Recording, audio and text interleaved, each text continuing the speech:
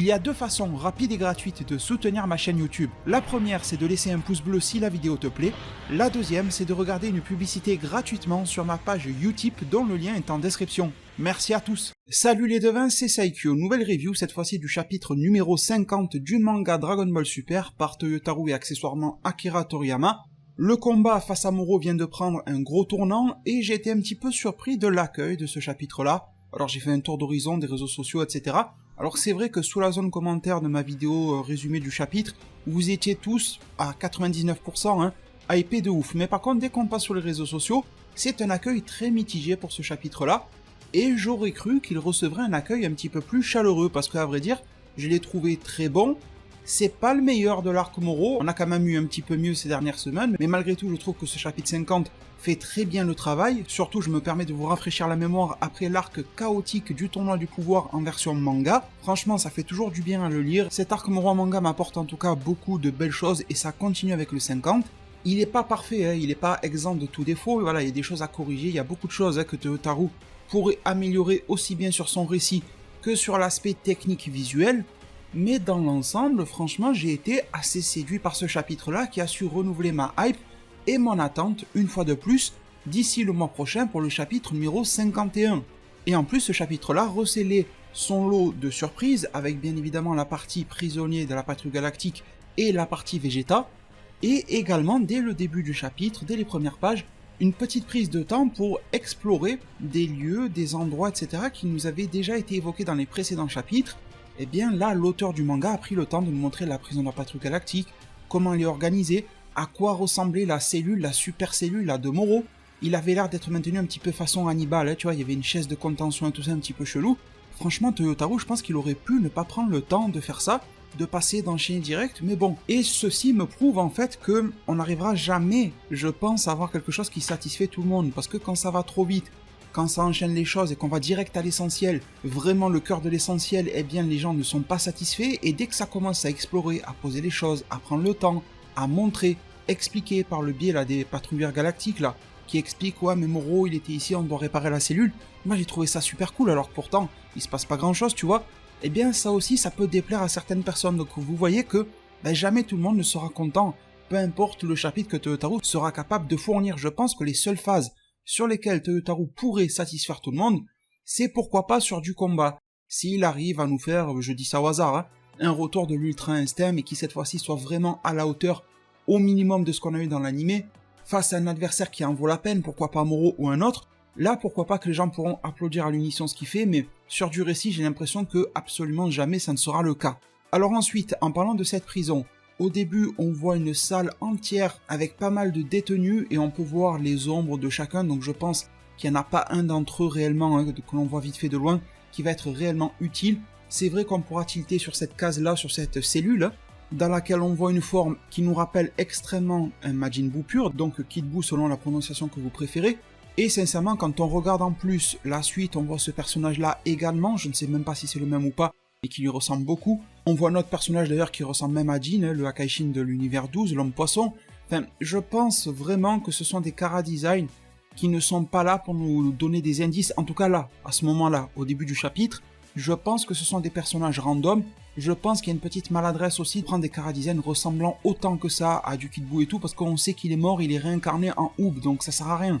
En espérant bien sûr que Toyotarou et Toriyama ne rentrent pas dans un récit où ils vont nous dire oui mais à une époque, à des temps encore plus immémoriaux, il y avait déjà un premier Majin Buu qui était l'accumulation du mal, on a réussi à l'arrêter.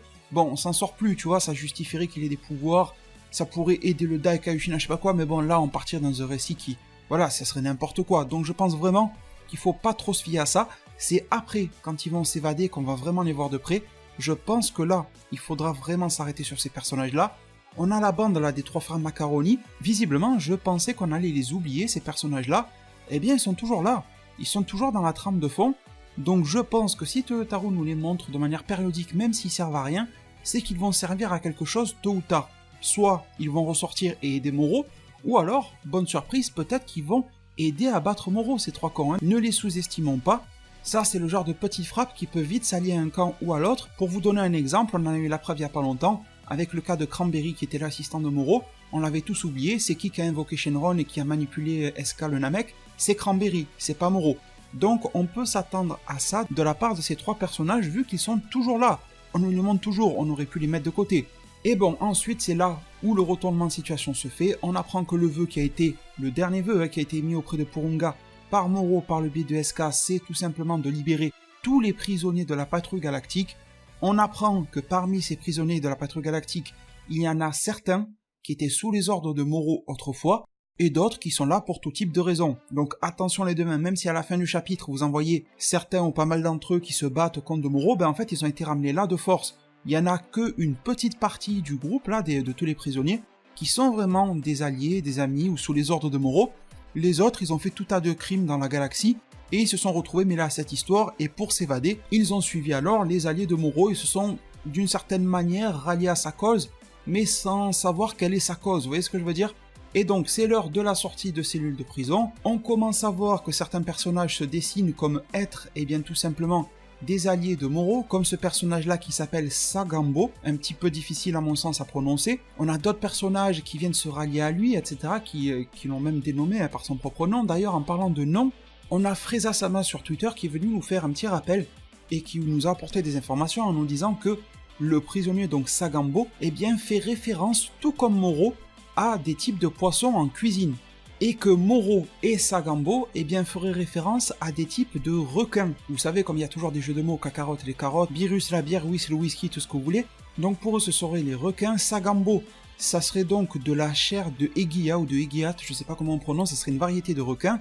Et pour Moro, ça serait de la chair de requin saumon. Donc on oublie, on met de côté la thèse du Moro égale Moloch, qui pourrait renvoyer dans certains cultes religieux, etc., à des sortes de créatures, d'entités, de divinités, de trucs démoniaques avec des têtes de taureau, je ne sais quoi. Non, on oublie, ce n'est visiblement pas l'étymologie, l'origine du nom de Moro, c'est de la chair de requin saumon, et Sagambo est venu nous le confirmer ici. Et on verra bien quels sont les noms des autres alliés de Moro, sûrement que ça va jouer et se positionner autour des trucs du style poisson, etc. En parlant de ça, eh bien justement, on a la révélation de ce qui semble être parmi les prisonniers de la patrouille galactique, le groupe étant rallié de manière beaucoup plus proche à Moro, et là il y a de quoi en parler quand même. On ne connaît pas leur nom, mis à part Sagambo, on ne connaît pas grand chose, mais déjà en termes de chara design, il y a énormément de choses à pointer du doigt. Alors Sagambo, pas grand chose à en dire, c'est vrai que c'est lui dont on a le nom, mais après, en termes de référence de visuel, c'est peut-être limite le plus original, le plus jamais vu du groupe, entre gros guillemets, parce que le style de Toriyama se répète toujours, et Toyotarou imite le style de Toriyama. Mais la seule chose que je remarquerai, c'est que dans une page suivante, Sagambo est capable d'utiliser visiblement lui aussi de la magie, ou de la télékinésie, ce genre de choses. On voit qu'il appelle, comme si c'était la force dans Star Wars avec son doigt, l'arme d'un des patrouilleurs galactiques, il la ramène vers lui. Donc je pense que lui aussi est capable de faire des choses un petit peu psychédéliques façon Moro. Ensuite, au-delà de Sagambo, on a 3 personnages sur lesquels vraiment s'attarder, et qui ont l'air d'être réellement les homologues ou contreparties, ou un petit peu comme vous voulez, les équivalents de Hit, de Magetta et de Botamo de l'univers 6, mais version univers 7. Alors, le plus probable pour moi serait le robot, parce que le chara design, bon, il a une forme un petit peu différente de celle de Magetta, comme tous les êtres humains sur Terre, dans la vraie vie, on se ressemble tous, mais on a tous une forme différente en même temps, on est plus gros, plus maigre, etc., plus grand. Donc c'est pareil pour Magetta, on voit qu'il a une vie plus difficile, là il a des sortes d'égratignures, de cicatrices, c'est bizarre sur du métal des cicatrices, mais pourquoi pas. On voit au milieu qu'il a le rond, tu sais, comme sur les machines à laver, sauf qu'à l'intérieur il a son espèce de lave en fusion là, comme Magetta, il a la même chose, et il fait sortir de la fumée dans son dos comme Magetta, la même forme des yeux, enfin voilà, c'est vraiment la même physionomie du personnage, et surtout Whis nous avait appris que Magetta fait partie du peuple des Metalman, et que les Metalman, Whis a confirmé qu'ils existaient dans l'univers 7, et tout comme on a vu de nos propres yeux grâce à Magetta qu'ils existaient dans l'univers 6.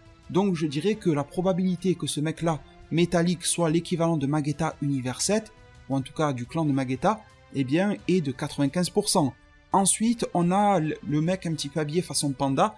Je pense que ce qui porte noir là au-dessus de ses oreilles qui donne un aspect de panda, c'est un vêtement noir, que toute sa peau est jaune, et qu'il est tout simplement un équivalent de Botamo. On n'a rien de spécial pour nous le confirmer, mais bon, le chara design est sensiblement identique, sauf qu'il a l'air moins débile et plus sérieux. Après, je vous dis que la peau est jaune, mais on peut avoir aussi quelques petites variations. Rappelons-nous de Piccolo qui est vert, et les Namek de l'univers 6, qui sont un petit peu plus bleu-vert. Mais bon, voilà, on va être dans ces nuances-là, c'est sûr.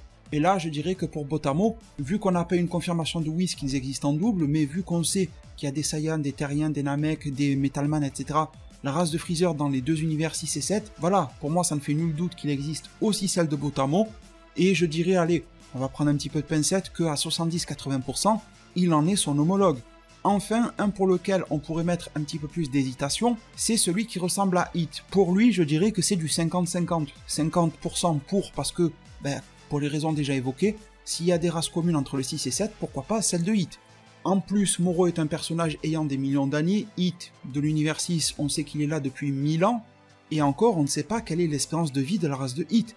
Peut-être que Hit nous dirait qu'il peut vivre 100 000 ans, 2000 ans, 1 million d'années, on ne sait pas. Mais en tout cas, c'est un personnage assez vieux, donc ça pourrait correspondre aussi avec le fait qu'il était là à une période à laquelle Moro a attaqué il y a longtemps en arrière l'univers 7 ou la galaxie.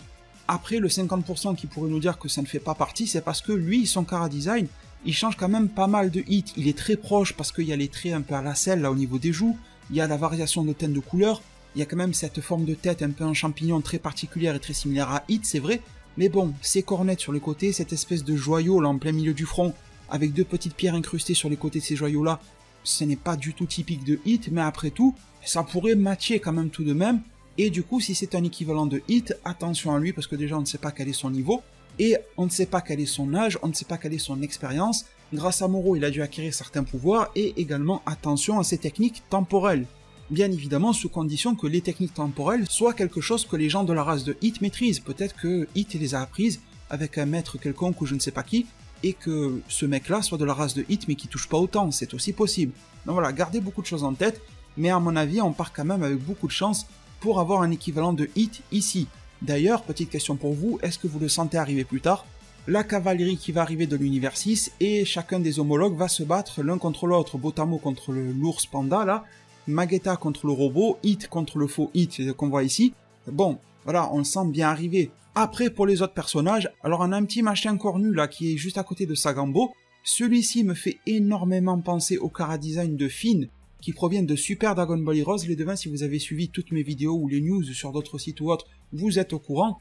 C'est une sorte, dans Dragon Ball Heroes, attention, pas dans Super, de création équivalente à Majin Buu qui a été fait par les démons, donc il a les mêmes capacités que Buu et tout ça, et il s'appelle Finn, il a la peau un petit peu violette, et le chara-design est extrêmement similaire. Mais bon, des personnages comme ça, c'est pas que dans Dragon Ball Heroes que vous en retrouverez, vous prenez des jeux vidéo qui ont été chara-designés, ou d'anciens mangas aussi qui ont été chara-designés par Akira Toriyama, vous allez retrouver des personnages comme ça, similaires, assez souvent. Une autre ressemblance que l'on peut trouver, c'est le personnage, le mec là aux cheveux longs, qui se trouve entre le Metal Man et entre le fake Botamo. Il ressemble énormément à Zarbon, aussi bien au niveau de la finesse du visage, que les cheveux, la coupe de cheveux. Également, regardez bien au niveau de son front, on voit qu'il porte cette espèce de cerceau de tête, je sais pas comment on appelle ça, avec une sorte de boucle d'oreille qui ressemble à une potara qui pend sur le front, même en zoomant, mais là c'est pas clair sur ses oreilles, on voit les espèces de boucles d'oreilles qui ressemblent aux potara comme Zarbon les portait. Je ne sais pas s'ils vont nous sortir que Zarbon avait un frère, qu'il a été enfermé ici, ça ferait un peu du lien, tu sais, Cranberry il venait de l'armée de Freezer, donc pourquoi pas.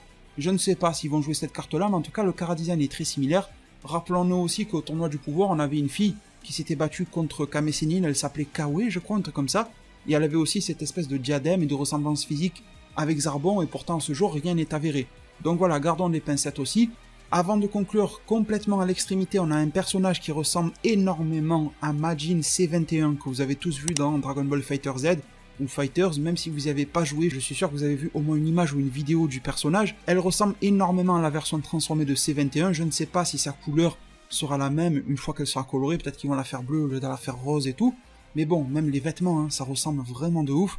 On voit aussi qu'elle porte une sorte de boucle d'oreille, on voit qu'elle a les oreilles pointues, et d'ailleurs, vous remarquerez que pas mal de personnages ont un petit peu le look, le design kaioshinesque. Vous voyez ce que je veux dire? Ces personnages-là, presque on pourrait les mettre là avec les démons qu'on appelle souvent à tort Makaioshin dans Dragon Ball Heroes. Je vous ai dit, tu prends le petit cornu devant, il ressemble à Finn, regardez ses oreilles pointues. Vous prenez la meuf qui ressemble à C21, elle porte des sortes de potara, un peu façon démon dans Dragon Ball Heroes, ses oreilles pointues aussi, son look qui ressemble un petit peu à du Towa et à du C21, la fille à gauche avec sa tête à moitié rasée, c'est un demi-Migate no Shoryu avec une longue chevelure de l'autre côté, elle aussi, elle a les mêmes oreilles longues et pointues, un petit peu à la Zamasu et tout, tu vois, comme les Kaioshin avec, elle a l'air aussi de porter des sortes de boucles d'oreilles, mais bon, c'est pas bien clair. On a le mec qui ressemble à Zarbon qui pourrait, même s'il a pas l'air lui d'avoir des oreilles pointues, faire partie du lot.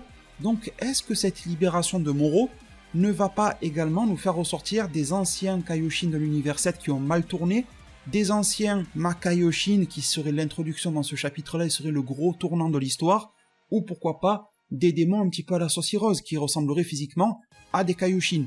Ce n'est pas quelque chose dont on peut être sûr à ce jour-là, du 20 juillet 2019, mais c'est quelque chose que l'on peut garder en tête, et puis ça donnerait quand même un peu plus de saveur à l'arc Moro si jamais quelque chose lié au Kaioshin ou Makaioshin revenait à sortir ici. Vous avez bien vu que le Dai Kaioshin, quand il a arrêté Moro, il ne l'a pas emprisonné dans le Kaioshinkai, il l'a emprisonné à la Patrouille Galactique. Donc je me dis que si dans l'univers 7 on a vu des Kaioshin qui avaient mal tourné, ou Makaioshin ou je ne sais pas quoi, on les aurait peut-être enfermés dans cette Patrouille Galactique, à condition qu'ils aient menacé cette galaxie. Ça me semble pas incohérent, même si rien ne peut venir aujourd'hui appuyer cette théorie, mis à part quelques aspects physiques. Et ensuite, pour les deux autres, une fille et un humanoïde avec une tête un peu bizarre, un peu comme le dinosaure, je me rappelle plus comment il s'appelle, là, des Pride Troopers.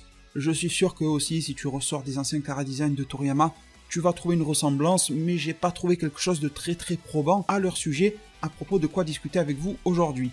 Je préfère avancer sur le chapitre. Ils s'échappent tous alors, c'est assez sympa, c'est assez épique, ça fout la pression. Et le chapitre, du coup, ne cesse de s'emballer. Ça monte en pression. Tu sens que les prisonniers de la Patrouille Galactique, déjà, ils ont la rancune d'avoir été enfermés, mais également, ils veulent se casser de là, tout simplement. Certains d'entre eux ne comprennent pas trop ce qui se passe. On voit que Sagambo leur dit « Je vais pas vous faire de mal, mais venez tous avec nous ». Donc, il les force d'une certaine manière à les suivre dans ses plans, alors que eux, ils voulaient juste s'enfuir, rentrer chez eux, ou peut-être commettre leurs petits crimes, comme ils faisaient d'habitude, mais pas plus. Finalement, ils se retrouvent tous embrigadés là-dedans. Entre-temps, Moro et SK révèlent tous deux de leur côté quel était le vœu. SK s'en rappelle et Moro le connaît très bien. Libérer tout le monde de la patrouille. Alors ensuite, quelque chose d'un petit peu spécial, c'est que les prisonniers, là, ils arrivent en fanfare. Sur la nouvelle Namek, on va venir défoncer tout le monde et tout ça avec le vaisseau. C'est bien beau tout ça, les devins, mais quand même, dans ce chapitre et dans cet arc-là, en fait, il y a quelques problèmes de gestion du temps.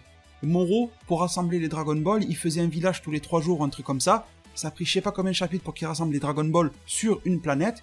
Mais par contre, pour venir du QG de la Patrouille Galactique, en s'échappant avec un vaisseau, etc., ça leur a pris 2 minutes. Là, c'était un petit peu mal fait quand même. J'aurais préféré qu'il y ait une petite phase où Goku, Vegeta, Dai Kaioshin approche de Moro, se tape contre Moro, que Moro arrive à tenir, que pourquoi pas, Moro se fasse dépasser ou je sais pas quoi, on sait jamais, et qu'à partir de là, les prisonniers débarquent. Mais là, tu te dis, soit ils se sont regardés pendant 5 heures sur Namek en attendant que le vaisseau arrive, soit il est venu d'une manière instantanée et on sait pas trop comment.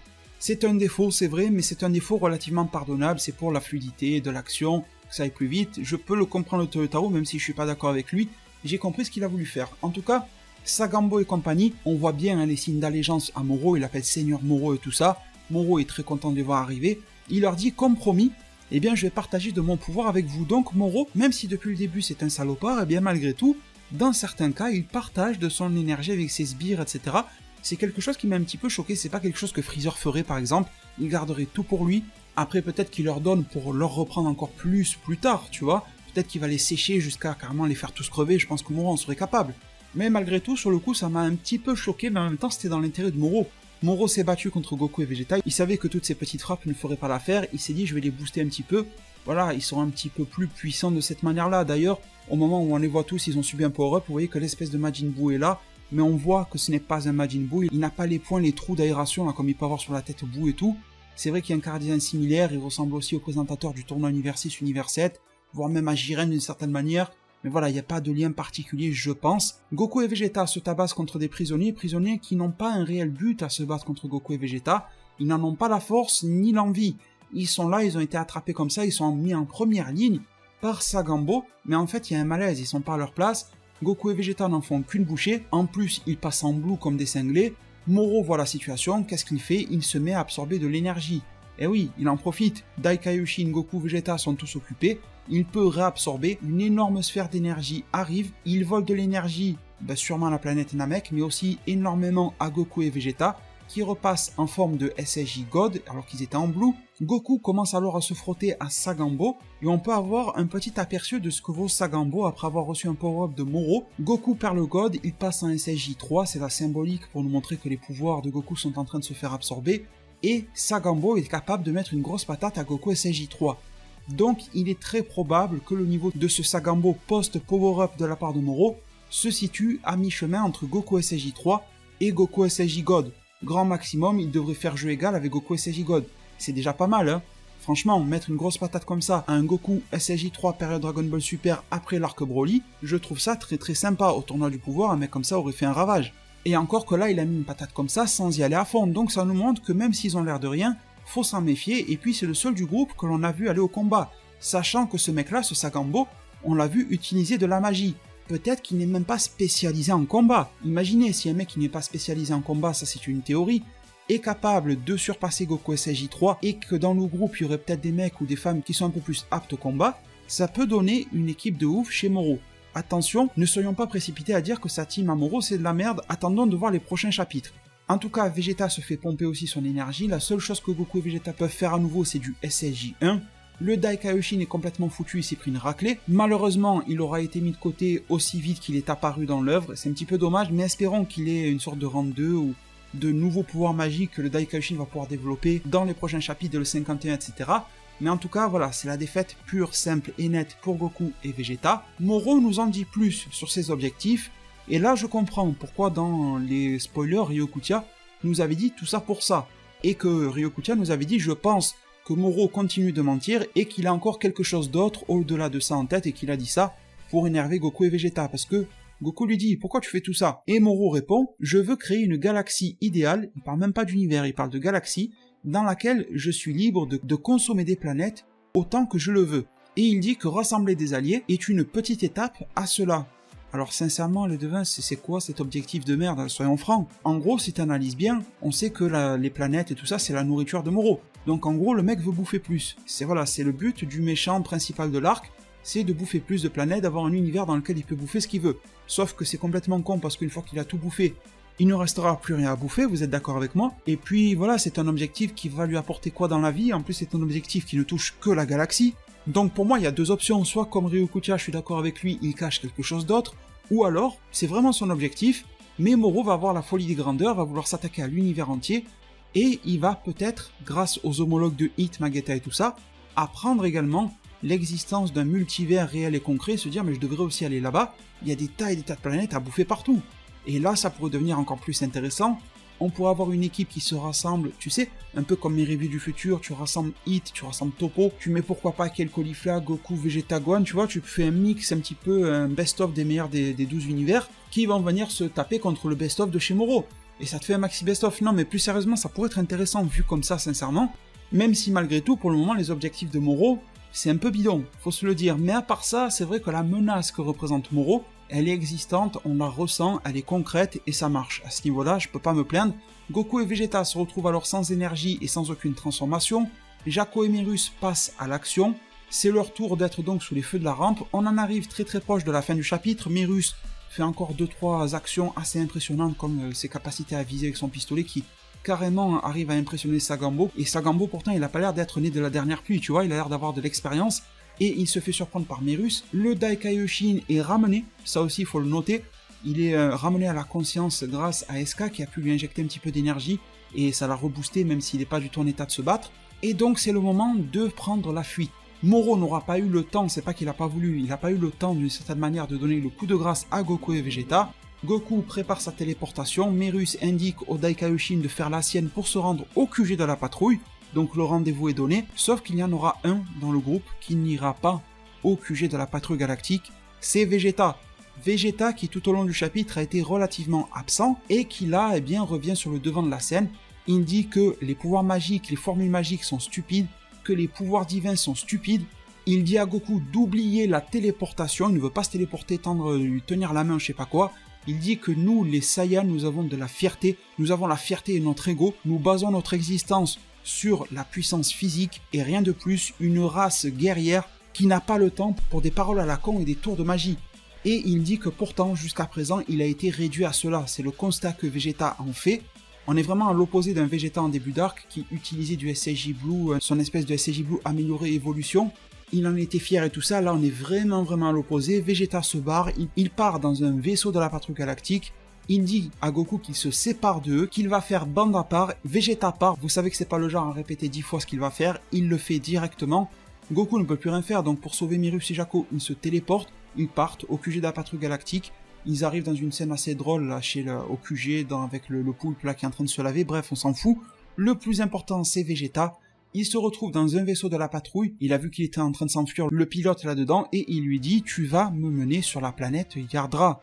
Alors là, ça sera la conclusion de la vidéo, mais une conclusion importante, il y a beaucoup de choses à s'analyser là-dedans. Déjà, est-ce que le fait que Vegeta agisse comme cela, c'est cohérent ou pas? Est-ce que c'est bon ou pas? À mes yeux, oui, et je vais vous expliquer pourquoi. Parce que je sais qu'il y en a beaucoup qui défendent la carte du oui, mais Vegeta a évolué, il n'est plus comme ça, pourquoi est-ce qu'il refait le camp à ce point? Eh bien déjà, ça j'ai répondu sur Twitter à quelqu'un, je lui ai dit, le fait de faire ressortir les vieux travers d'un personnage dans une œuvre, ce n'est pas quelque chose de mal, du moment où tu n'en abuses pas et que tu le fais de manière vraiment espacée et périodique. C'est même quelque chose de très réaliste, parce que nous-mêmes dans la vie, je sais pas quel âge vous avez vous qui m'écoutez, mais je pense que vous avez remarqué que au fil du temps, vous évoluez, vous vous améliorez, en fait vous êtes comme une version améliorée de vous-même au fil des années, des mois, de tout ce que vous voulez.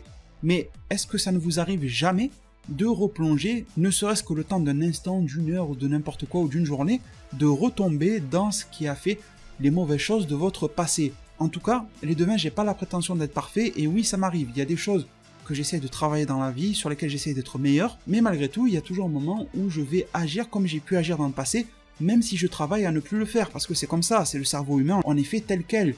Et je trouve que là, ça marche bien pour Vegeta. Vegeta est un personnage qui a beaucoup évolué, qui n'est plus du tout le même qu'il pouvait être lorsqu'il a attaqué la Terre, qu'il ne pouvait être sur Namek à l'époque, qu'il pouvait être à l'époque de Majin Vegeta.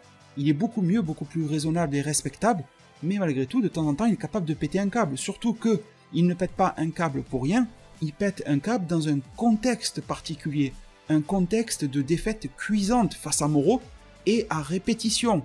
Ils n'arrêtent pas de se prendre des raclées face à Moro, et quoi qu'ils fassent, peu importe les alliés qu'ils ramènent, c'est toujours retour à la case départ. Vegeta, Goku, le Daikaioshin, qui tu veux, ne sont capables d'absolument rien face à Moro. Et là, ce que Vegeta sent, c'est que tout ce qu'il a pu accumuler comme gain de puissance, ce que lui voyait comme de la puissance durant toutes ces années, aujourd'hui, face à Moro, il a suffi d'un adversaire pour que tout ceci ne serve plus à rien et devienne 100% obsolète. Et là où Vegeta pète un câble, c'est que sous le coup de l'émotion, il se dit que c'est parce qu'il a évolué de manière différente à ce qu'était la base de son peuple Saiyan, qu'il est devenu comme ça et qu'il n'a pas aujourd'hui les moyens de battre Moro. Et c'est sur ces derniers mots que Vegeta se trompe peut-être, les devins, parce qu'on a quand même un Vegeta qui dit « Nous les Saiyans, on se base toujours sur ça, ça et ça, on n'a jamais marché avec des sorts à la con, des pouvoirs divins et tout. » Mais bon, les devins, je vous rappelle quand même que Yamoshi, c'est un très ancien Saiyan, et ça a été quand même ce gars-là qui a sorti le SSJ légendaire, et dont l'âme a erré afin de pouvoir devenir le Super Saiyan God. God, c'est Dieu, c'est divin. Donc le fait d'avoir des pouvoirs divins chez les Saiyans, c'est ancré dans leur culture, le fait d'avoir des transformations aussi. Donc attention Vegeta où est-ce qu'il veut se diriger, parce que en croyant revenir aux origines de son peuple, il est peut-être en train d'en dévier énormément. Et du coup pour le voyage là qui se lance pour Vegeta sur Yardra et compagnie, je pense qu'il peut se lancer deux choses. La première, c'est peut-être donc un Vegeta qui va aller sur Yardra pour, pourquoi pas, apprendre la téléportation. C'est vrai que dans ma vidéo spoiler j'en parlais beaucoup, mais grâce à vous je vous ai lu dans les commentaires et la nuit m'a porté conseil. J'y crois de moins en moins à un Vegeta téléportation. C'est vrai que les Yardra ont beaucoup d'autres techniques qui nous sont inconnues. On se rappelle également que lorsque Goku a voulu fuir Namek, eh bien le vaisseau qu'il a pris était programmé pour aller sur Yardra parce que l'armée de Freezer allait envahir Yardra. Que voulait Freezer au Yardra? Est-ce que Freezer savait déjà que les Yardra possédaient des techniques de fou, qu'il voulait les exploiter, qu'il voulait peut-être les apprendre pour lui-même ou autre? Vegeta a fait partie de l'armée de Freezer, donc peut-être qu'il savait qu'une attaque de Yardra était prévue, et quelles étaient les capacités des Yardra, donc il veut aller là-bas pour apprendre je ne sais quoi par rapport à eux. Vous avez été nombreux aussi à me proposer la théorie du fait que, eh bien, Vegeta ne veut pas se téléporter grâce à Goku par fierté, qu'il veut aller chez les Yardra, non pas pour apprendre la téléportation, mais pour demander à un Yardra de le téléporter quelque part, tu sais, genre pour pas avoir honte de voir Goku ou quoi, et qu'un Yardra le mène chez Beerus ou chez Whis pour l'entraîner, tout ça. Bon, je sais pas, je pense vraiment qu'il veut apprendre directement quelque chose chez les Yardra. Vous avez été aussi nombreux à me dire que Vegeta pourrait vouloir se téléporter pour aller sur une planète Bampa ou autre pour retrouver Broly et apprendre à développer son potentiel de base beaucoup plus qu'à présent, parce qu'il a vu que Broly de base était beaucoup plus fort que lui, parce qu'il a vu que Broly était capable de développer le Ikari. Alors c'est une idée sympa, mais disons que déjà le fait de développer son potentiel de base grâce à Broly c'est très intéressant, mais le Ikari, je commencerai plutôt à l'assimiler à de la transformation, de l'évolution de pouvoir, et du coup ça se fera absorber par Moro. Donc je pense que c'est un petit peu retour à la case départ, mais je peux me tromper. Donc je pense que vous avez bien compris la première option, aller chez les Yardra pour y apprendre quelque chose. D'ailleurs je dédierai une vidéo à cela, en espérant que l'introduction des Yardra eh bien, nous parle un petit peu aussi de Jimizu là, qui était dans l'univers 2 au tournoi du pouvoir, qui était un Yardra. Peut-être qu'on va nous expliquer qu'à l'époque où ils ont su qu'ils allaient se faire attaquer par Freezer, ils ont migré quelque part, etc. L'autre s'est retrouvé dans l'univers 2 en utilisant une technique de téléportation qui a mal tourné ou quoi. Et ensuite, l'autre option que je pourrais voir, eh bien, c'est que je vous disais il y a quelques minutes que Vegeta fait peut-être erreur sur ce qu'est l'origine du pouvoir des Saiyans, et que oui, les Saiyans, depuis très longtemps, depuis en tout cas au moins Yamoshi, se sont appuyés sur les transformations, et également sur les pouvoirs divins qu'il est en train de rabaisser énormément Vegeta, en disant que ce n'est pas du tout ressemblant aux Saiyans. Sauf que oui, c'est très ressemblant. Est-ce que justement on ne pourrait pas avoir une sorte de voyage initiatique pour Vegeta qui va commencer par vouloir apprendre des trucs, renforcer son potentiel de base, puis les Yardra vont le mettre sur la piste de quelque chose, et ce quelque chose va lui faire, ou quelqu'un va lui faire ouvrir les yeux sur ce qu'étaient réellement les Saiyans. Est-ce que cet arc-là ne pourrait pas être un tremplin pour que Vegeta apprenne, tombe sur le livre Namek ou je ne sais pas quoi, contenant les informations sur Yamoshi, que Vegeta se dise mais attends, je fais fausse route. Si le plus grand de mes ancêtres a fait ça, c'est que je ne peux pas lui tourner le dos aujourd'hui, je dois faire comme lui. C'est souvent en faisant une erreur qu'on approche un peu plus de la vérité et du bon chemin dans la vraie vie. Pourquoi pas pour Vegeta aujourd'hui aussi, les deux chemins sont possibles, tout dépendra bien évidemment vraiment de ce que Toyotarou et Toriyama ont en tête pour le personnage de Vegeta, mais en tout cas, il part de son côté, et là où je me réjouis beaucoup en tant que fan de Vegeta, c'est que nous allons avoir droit à des parts d'histoire qui vont se centrer 100% sur Vegeta. Il va y avoir des planches, des pages, des cases, etc. où vraiment le personnage que l'on va suivre, ça sera 100% Vegeta. Il n'y aura pas Goku à côté de lui, il n'y aura pas Jaco Omerus, bon il y aura peut-être le pilote, la patrouille, il y aura des Yardra, mais ils seront extrêmement secondaires. Toyotarou va nous offrir un truc, limite comme si on avait une side story sur Vegeta, et ça franchement je signe de suite, en espérant que ça ne soit pas ellipsé, ça serait l'erreur du siècle, en espérant que ça ne soit pas bâclé, que ça ne soit pas gâché tout simplement. L'avenir nous y répondra dès que l'on a des informations, des spoilers, dès que je propose des théories prédictions sur le sujet, également des analyses qui auraient pu m'échapper durant cette review-là, eh bien, je vous en proposerai une vidéo. Pour ne pas les rater, n'hésitez pas donc à vous abonner, à activer la cloche des notifications pour en être informé. Merci infiniment, vraiment, la vidéo aura été longue, donc merci du fond du cœur à tous ceux qui seront restés jusqu'à la fin. Pour me soutenir, c'est comme d'habitude, vous savez comment ça marche, le pouce bleu à la vidéo, la page Utip qui est en description, le lien s'affiche à l'écran. Merci, encore une fois, merci beaucoup. Prenez tous extrêmement bien soin de votre futur, et à plus pour de prochains arts divinatoires.